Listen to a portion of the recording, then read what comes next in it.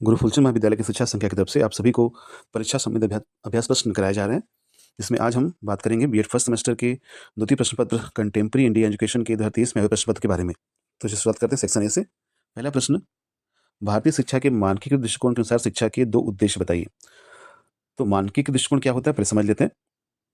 तो यह दृष्टिकोण समाज, संस्कृति और राष्ट्रीय विकास के संदर्भ में शिक्षिका की भूमिका को परिभाषित करता है।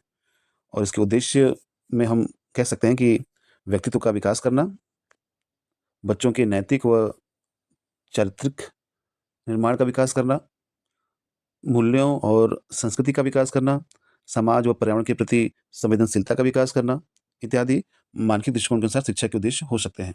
अगला प्रश्न, शैक्षिक अवसरों की समानता से क्या तात्पर्य है। तो देखिए, जब समाज के सभी व्यक्तियों को उनकी जाति, धर्म, लिंग, आर्थिक स्थिति या किसी अन्य भेदभाव के आधार पर शिक्षा प्राप्त करने का अवसर देना शैक्षिक अवसरों की समानता कहलाता है। यानी हम जब बिना किसी भेदभाव के सभी बच्चों को एक बराबर अवसर प्रदान करते हैं शिक्षा के क्षेत्र में, उसे हम शैक्षिक अवसरों की समानता कहते हैं।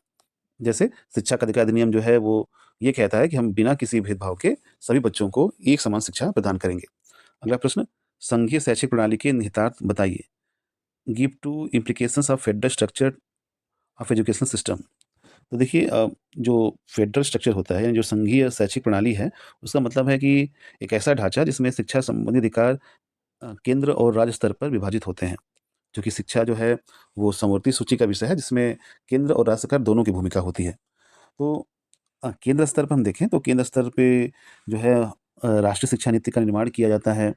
जो शिक्षा मंत्रालय होता है वो केंद्र स्तर के अधीन होता है।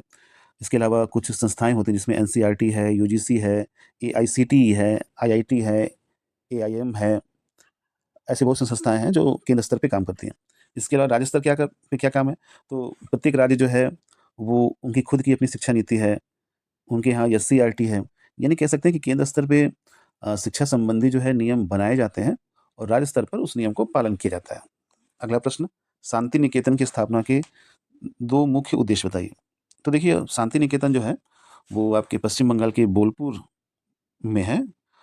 इसकी स्थापना तो शुरू में रवीन्द्रनाथ टैगोर के पिता देवेंद्रनाथ टैगोर ने की थी सन 1863 में। लेकिन शांति निकेतन को एक शैक्षणिक केंद्र के रूप में स्थापित करने का जो श्रेय है वो रवीन्द्रनाथ टैगोर को जाता है सन 1901 में। और उस शांति निकेतन को स्थापित करने के पीछे यदि हम उद्देश्य को देखें तो रवीन्द्रनाथ टैगोर चाहते थे कि भारतीय संस्कृति और परंपरा को बढ़ावा दिया जाए, प्राकृतिक वातावरण में शिक्षा प्रदान की जाए बच्चों को, गुरुकुल प्रणाली को पुनः स्थापित किया जाए। सन 2023 में शांति निकेतन जो अब विश्व भारती विश्वविद्यालय बन गया है, उसे यूनेस्को के विश्व धरोहर सूची में शामिल किया गया है। अगला प्रश्न, what do you understand by liberty. स्वतंत्रता से आप क्या समझते हैं। तो देखिए, 2 चीज़ होती है, लिबर्टी एंड फ्रीडम।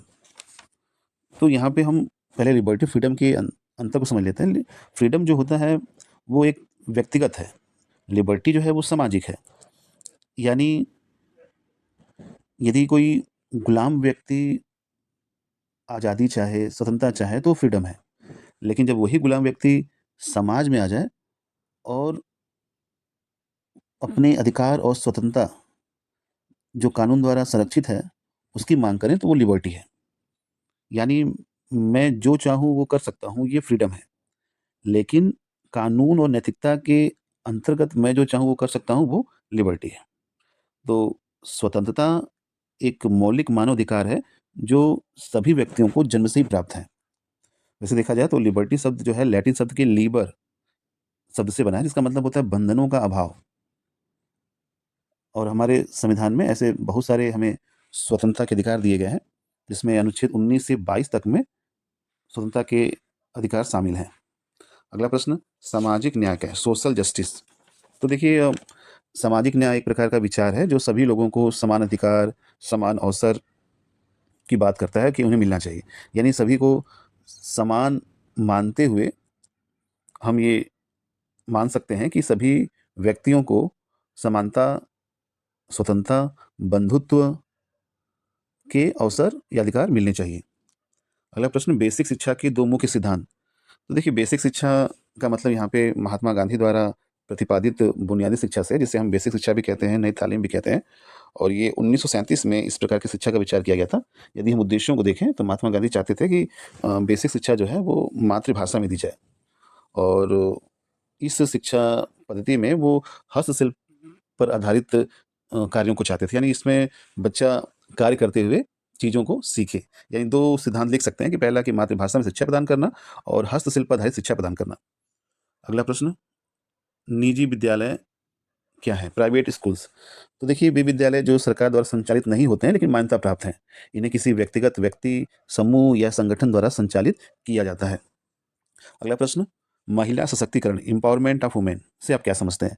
देखिए, महिलाओं को उनके अधिकारों, स्वतंत्रता और आत्मनिर्भरता की ओर बढ़ने के लिए सशक्त बनाना महिला सशक्तिकरण है। यानी उन्हें पुरुषों के बराबर अवसर देना, शिक्षा, स्वास्थ्य, रोजगार, समानता, सामाजिक स्तर पर, राजनीतिक स्तर पर, आर्थिक स्तर पर, व्यक्तिगत स्तर पर उन्हें मजबूत करना महिला सशक्तिकरण कहलाता है। शिक्षा में असमानता का क्या अर्थ है? तो देखिए, जब विभिन्न सामाजिक व आर्थिक समूहों के बीच शिक्षा के अवसरों में असमानता हो, बराबरी ना हो, तो वो शिक्षा में असमानता है। यानी हम देखते हैं कि कुछ बच्चों को हम अच्छी गुणवत्तापूर्ण शिक्षा देते हैं, जबकि अन्य बच्चों को ऐसा मिल नहीं पाता है, तो ये शिक्षा में असमानता है। अब बढ़ते हैं सेक्शन बी की तरफ। पहला प्रश्न, जे कृष्णमूर्ति के शैक्षिक विचारों की विवेचना कीजिए, या टैगोर के पाठ्यक्रम पर आधारित संक्षिप्त टिप्पणी लिखिए। अगला प्रश्न, उपनयन संस्कार पर संक्षिप्त टिप्पणी लिखिए, या वैदिक शिक्षा की विशेषताओं का वर्णन कीजिए। बौद्ध शिक्षा के उद्देश्य बताइए, या मध्यकालीन शिक्षा की प्रमुख विशेषताएं बताइए। अगला प्रश्न, समाजीकरण में शिक्षक की भूमिका क्या है? अगला प्रश्न, आर्थिक विकास में शिक्षा की भूमिका। बेसिक शिक्षा की कुछ प्रमुख विशेषताएं बताइए, या बच्चे की शिक्षा को शिल्प केंद्रित होना चाहिए, इस कथन की व्याख्या कीजिए। अब बढ़ते हैं सेक्शन सी की तरफ। पहला प्रश्न, श्री अरविंद के अनुसार शिक्षा के उद्देश्य, पाठ्यक्रम और शिक्षण विधि की विवेचना कीजिए। अगला, शिक्षा आयोग, जिसे हम कोठारी आयोग भी कहते हैं, उसकी विवेचना कीजिए। समाजीकरण क्या है? What is socialization? बालक के समाजीकरण की प्रक्रिया की संक्षिप्त व्याख्या कीजिए। अगला प्रश्न, शिक्षा के सिद्धांत एवं प्रयोग में गांधी जी के मुख्य योगदान की विवेचना कीजिए। और इस पेपर का अंतिम प्रश्न, शिक्षा का अधिकार क्या है? शिक्षा का अधिकार बिल और इसके प्रावधानों का वर्णन कीजिए। तो ये था बीएड फर्स्ट सेमेस्टर का द्वितीय प्रश्न पत्र।